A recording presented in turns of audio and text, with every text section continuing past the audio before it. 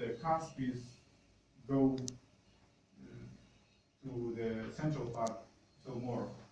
You can see it in the mass profile. So here black is plumber profile and blue are without gas disk. Actually the thin line is 0.1 of relaxation time, and thick line is after one relaxation time. And for the model with cusp, we can see that it forms very quickly this cusp, but it doesn't stop because of static interaction. It forms some substructure in the inner part. And also, of course, interesting to see what is this inner part. Is it just spherical symmetry or disk? Of course, it was a disk, as I showed you before.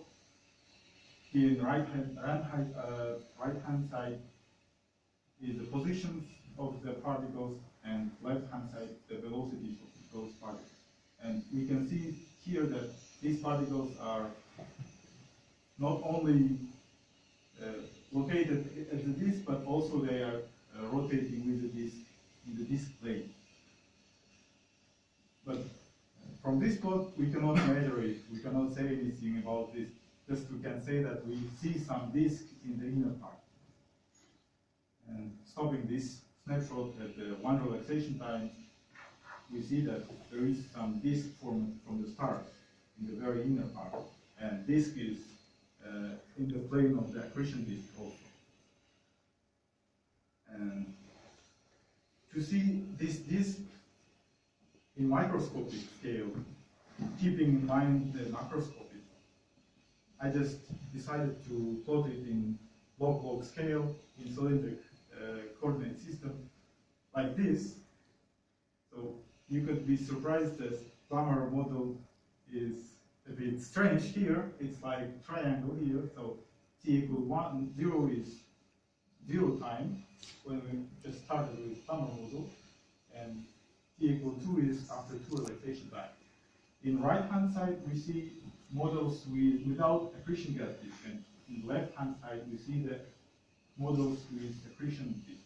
So these both models done for largest n in this simulation series. It was 128,000 particles with a smaller accretion rate. Note I put here the accretion disk density profile to see how it correlates.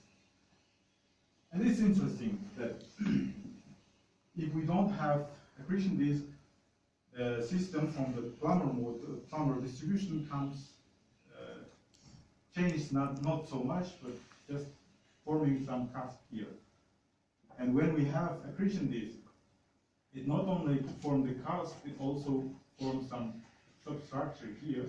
And as you see here, log Z is -2 and -4, so it's very in the central part. But this line is mostly like disk, thin disk from the start. The color coding was the local density of the stars, actually. And you also can see that they are in a rectangle shape in this log-log scale in cylindrical coordinate system.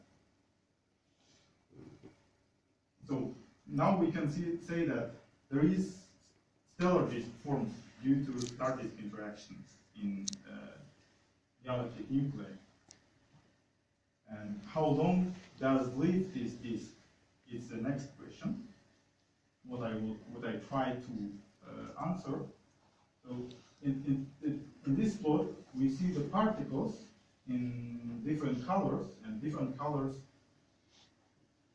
shows different time scale, accretion time scale. So red ones are those particles which will be accreted very, very soon. So in 1/100th of relaxation time. And yellow ones are a bit will live there a bit longer, and green ones longer, twice longer than those, and so and so. And the gray ones, those particles which will be accreted in one relaxation time, and black ones just other particles. And what we see here, we can see here these red particles as well as here and also far from the center. So it's also a bit interesting why they are not only close to the accretion radius, but also we have some particles which will be soon accreted soon from those large distance. But I can say that these particles are those which will come from low spin theory. They will come just because two-body relaxation scattering. And these particles are 100% those which interact which have interaction with accretion disk, and they will be attracted by the gaseous accretion disk. And so the inner part will not live so long, but all the time the stars will come to the center. So we have some stationary flow of stars to the black hole. And we think that if the accretion disk, gaseous accretion disk,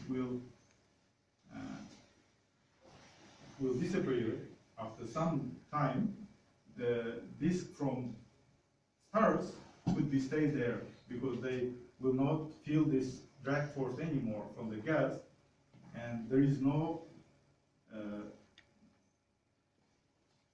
so they will not lose their energy, and they could stay at those orbits in elliptical or circular orbits and be there, stay there as stellar disks. So this is an interesting result which I obtained. So, and for the conclusions, also the accretion disk increases the stellar accretion to the black hole, but it is not main contributor to growth of black hole mass.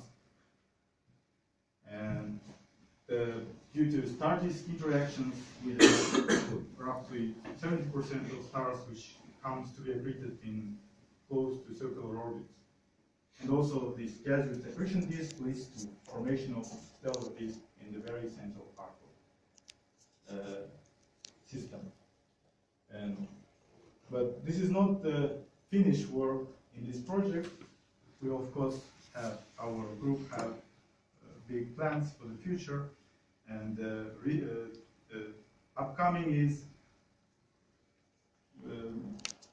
increasing the realism of the model by increasing number of particles, because now we can so nowadays the computer facilities used, these supercomputers, could allow us to model simulations with 1 million or even more number of particles, and assuming that every particle is one star, and putting their stellar evolution theory, also we can simulate this model star by star.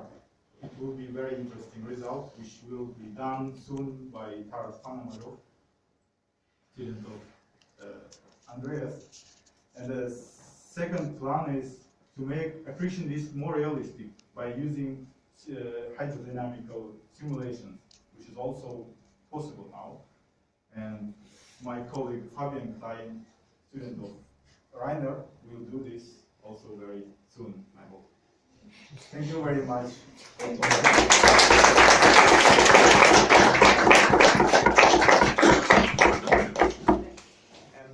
have a question on the stellar disk. You probably said it, but I missed it. What fraction of the stars goes into the central disk? So you mean what fraction of stars sit on the stellar disk? Yes, so you have a million stars in your simulation. Yeah. Star cluster, what fraction of those goes into So this? it was about 20% mass of accretion disk. So the accretion disk is 10% less than black hole mass initially, and the stars which are accumulating in this stellar disk are 20% of accretion disk mass. Maybe you can say how many you have. So in the model with 128,000 particles, we had it roughly 240 stars.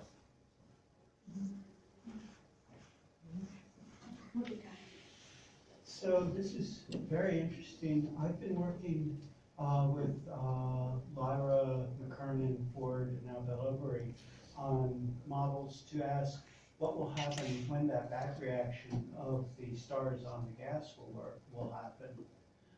And it leads to migration of the stars. And as we've learned in protoplanetary models, migration is not always inward. Depending on the thermodynamics of the disk, migration can be inwards or it can be outwards, leading to regions of convergence where you might accumulate many stars or compact objects, stellar remnants, that can actually lead to the growth of intermediate mass black holes in this disk of stars to be formed. So I read. Yeah, This is I just laid a lot out all at once there. So you mean what will happen when stars will have feedback to the gas disk? Yes, when they have feedback to the gas disk, then they can raise spiral arms, they can accelerate gas and co-orbital motions. The whole mechanisms of planetary migration start to become important there. Yeah, it could be. I don't know. We just in my models we put it analytically. Yes. And This is the first step, clearly, because you're saying how many stars are available for such mechanisms to act on. That's a vital first step in this, in studying this. Yeah, just to this actually, yes, I'm very grateful for your comment because what you say is a kind of long-term goal in this project. Exactly. I think we should definitely get in discussion with you while you are here actually. Just to find it. I'll be here for 6 months. With respect to your future work, why have you not already now used a realistic spectrum of stellar masses? Because the dynamical friction which you are using is proportional to mass of the star. So one would expect that just the most massive stars go into your central disk of stars. And, so this is actually the next step which Taras will do. When he will increase the number of particles, he also will use multi-mass system. So he will use this. Simulation is already ongoing, I hope. Yeah. So Yeah. and also there are stellar included in this simulation. So we will have the results. Could you go back to your central table with the growth of the black hole rate, growth rate of the black hole? I think. So this in the ravine. Yeah. So I wonder. I mean, you said the contribution of the star cluster to the growth of the black hole is low. Yeah. Which is understandable on one side, but on the other hand, you showed in the table, if you go back, it's here. For you have black hole masses vary by 3 orders of magnitude, but on the other hand, your growth of the black hole here, this seems to be completely independent.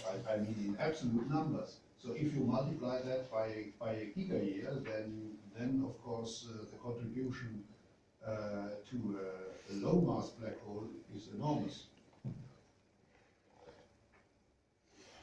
But on the other hand, to a high mass black hole, it's almost negligible. As you see from the Eddington rates. Yeah, what I already said that. Yeah. So for the low mass, we can just say that they could grow because of power accretion. So does Was it the point that the gas accretion would still be higher, much higher?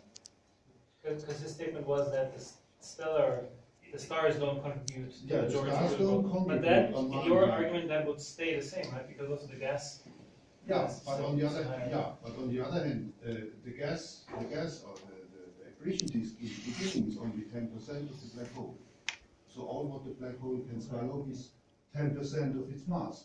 But here, if I multiply that by 10 to the 9, last in the case of M32, then I get 10 times the mass.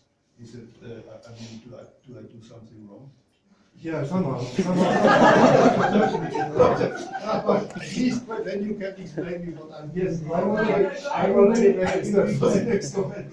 I will be glad. Yeah. The main point here is we don't know how long the gas disk lives. The one thing is known, it does not live for the whole Hubble time, that is known. Yeah. The duty cycle of the AGM is maybe 10 to 8, maybe 10 to 9 years.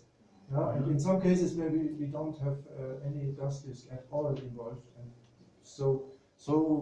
from this table we cannot say anything. We just give an orientation. If there is a disk, what would be the theoretically expected accretion rate? And we can already conclude from this rate that the low mass black holes are in galaxies. They are not all the time was a disk. Yeah? So the disk can only because the disk is consumed very early. In this case, so I got that. Yes. So on the other hand, does the growth of a black hole has any influence to the host galaxy? No. Yes, yes, but it's hard to resolve it in other galaxies than our own. Certainly for our own galaxy, this is interesting. And may I just make a final remark about why this is interesting, even though the gas accretion rate is high. Yeah. But the disk radiates. I mean, sometimes we think about the observations. It's all nice theory, but it's actually the gas disk radiates in UV maybe or somewhere. But the stellar accretion rate gives these tidal disruption events, which, for example, the X-ray, are very exciting now. Mm-hmm. And we have some people who look for these tidal disruptions, and they have different characteristics in the light curve and in the spectrum. If the star is accreted from an elliptic orbit or from a hyperbolic or parabolic orbit. So this is very interesting to predict the distribution of different natures of tidal disruption events. That's something for the larger picture. You know? So you will be able to interpret from the observation what happened in this galaxy. Yes. In the long term, if you have many more models and groups at this time. That's fine.